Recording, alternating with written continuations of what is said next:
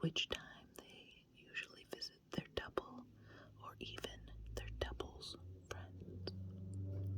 One intriguing report of a doppelganger is alleged to have taken place in the reading rooms of the British Museum in London in 1888. That year, on April the 12th, Dr. W. Westcott, a coroner, met the Reverend W. T. Lemon in the museum's reading rooms at the appointed time of 2:30 p.m. Reverend Lemon was 3 minutes late, but Dr. Westcott, being his usual punctual self, was already there and had been chatting with a friend, Mrs. Elizabeth Salmon. Mrs. Salmon walked over to the Reverend, informed him that Dr. Westcott was waiting for him, and turned to point at the table where the doctor had been seated. He was not there. Mrs. Salmon was completely baffled. There was only one exit to the room, and Dr. Westcott had not passed her to walk to the door. Mrs. Salmon asked 2 people at the reception desk if they had seen the doctor leave the museum. They both said they had seen Dr. Westcott enter the building, but were certain that he had not passed them on his way out. 5 other people who knew Dr. Westcott also stated that they had seen him enter the reading rooms, but none could recall seeing him leave the museum. An hour later, Mrs. Salmon and the Reverend Salmon visited Dr. Westcott's home in Knightsbridge and were perplexed to learn that the doctor had not been to the British Museum at all, as he had been confined to his bed with a cold and fever since 8 a.m. "But that's impossible," said a flummoxed Mrs. Salmon, and she told the sick doctor that she had talked to him earlier, and furthermore, 5 other people had actually seen him in the British Museum. Dr. Westcott sniffled, shook his head. His entire family and a servant backed him up.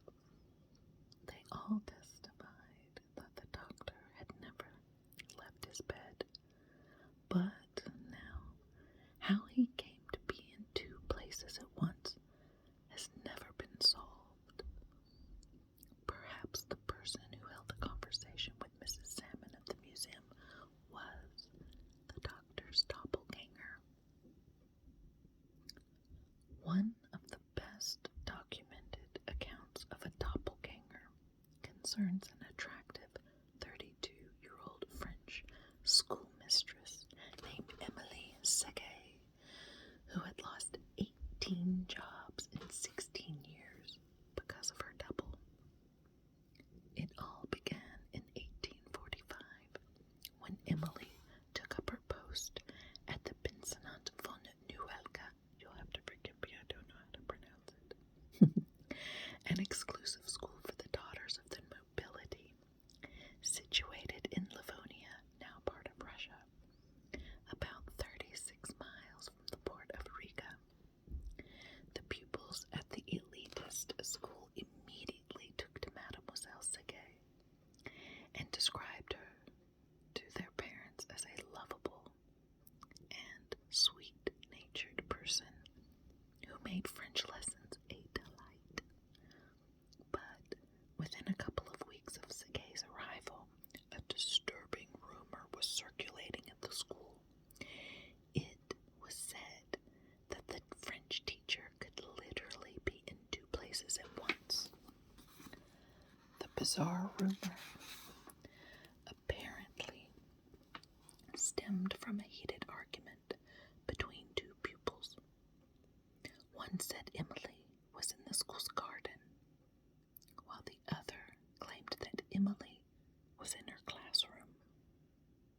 The teachers reprimanded the squabbling girls, but days afterwards, something astonishing happened that indicated that both of the pupils had in fact been right about the French teacher's whereabouts.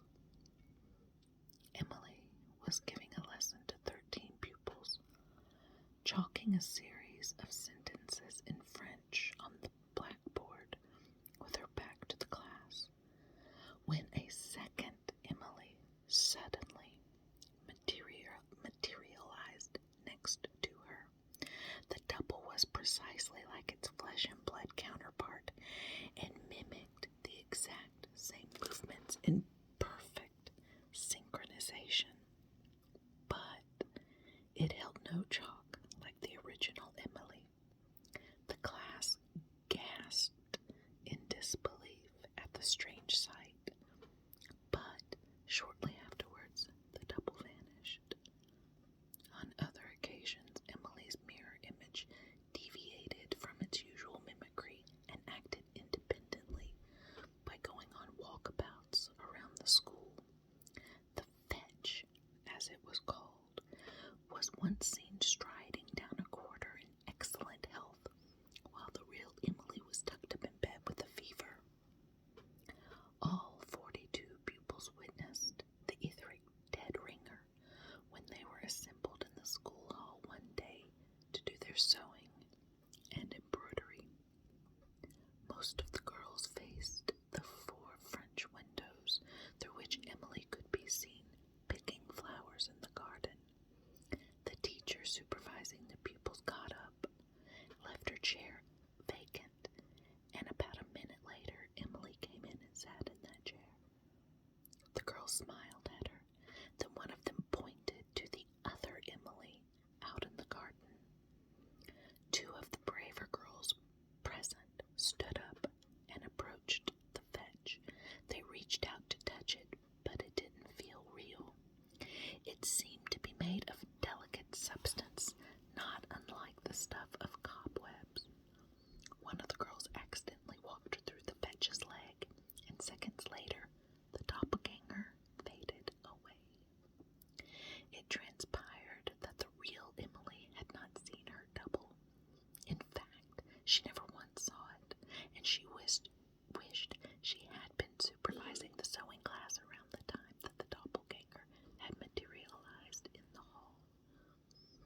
Emily Segay's double continued to haunt the school, and each time it appeared, it was noted that the original Emily became lethargic and listless, as if the fetch were draining power from its living replica.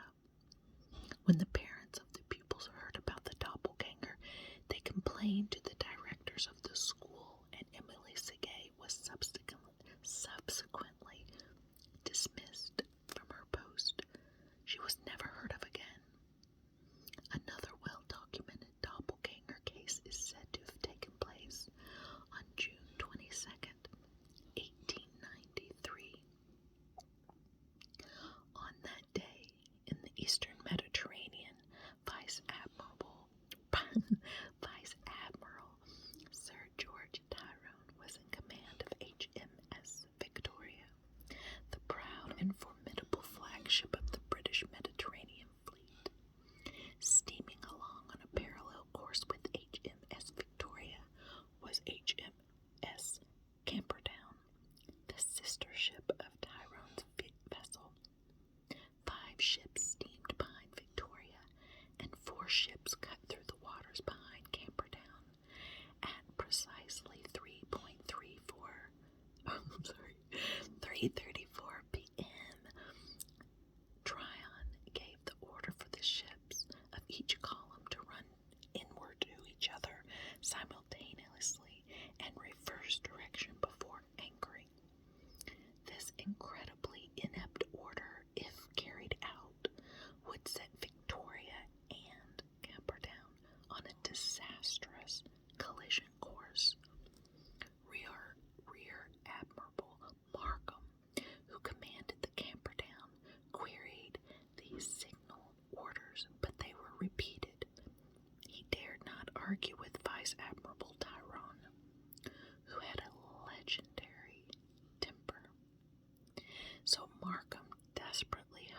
superior was executing some elaborate master plan and acquiesced.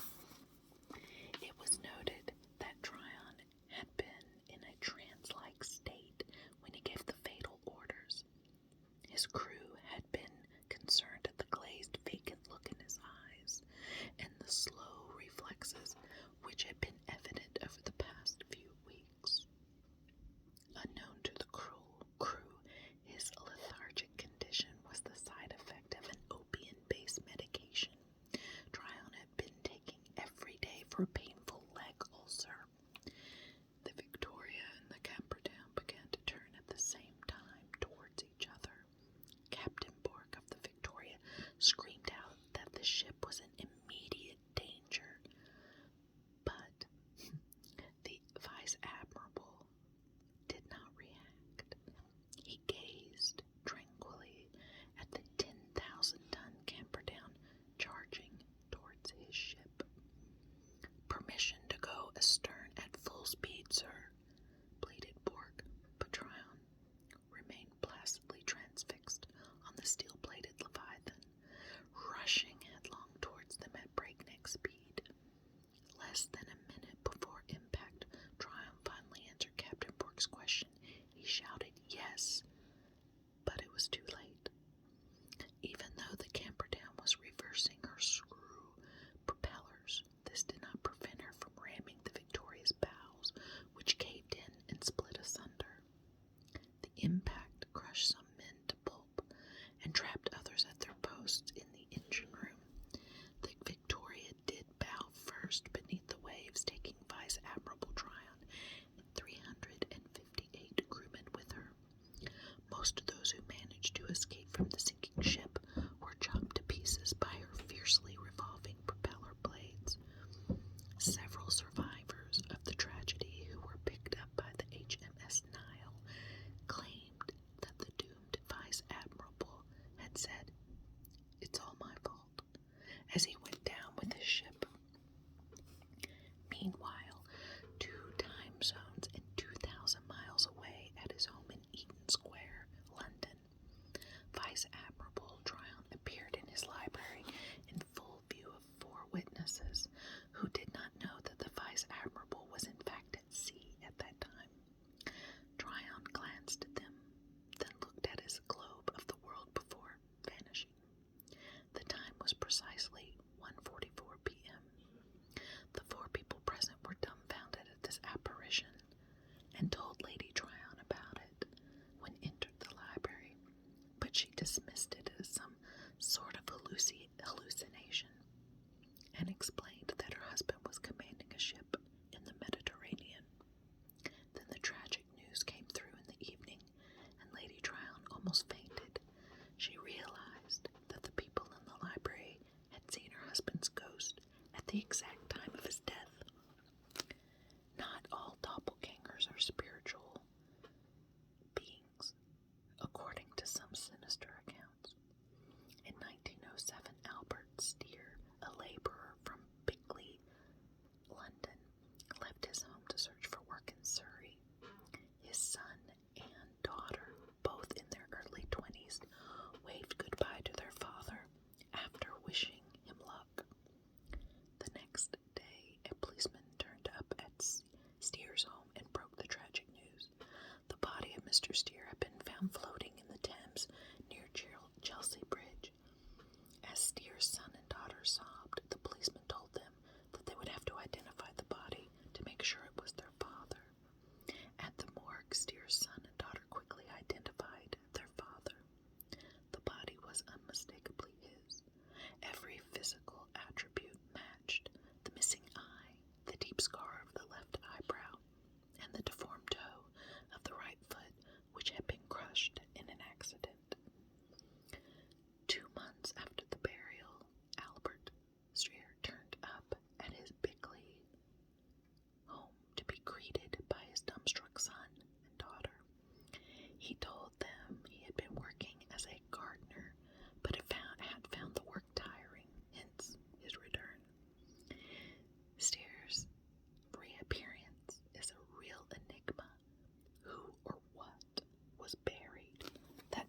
resembled him, but also exhibited the very same injuries.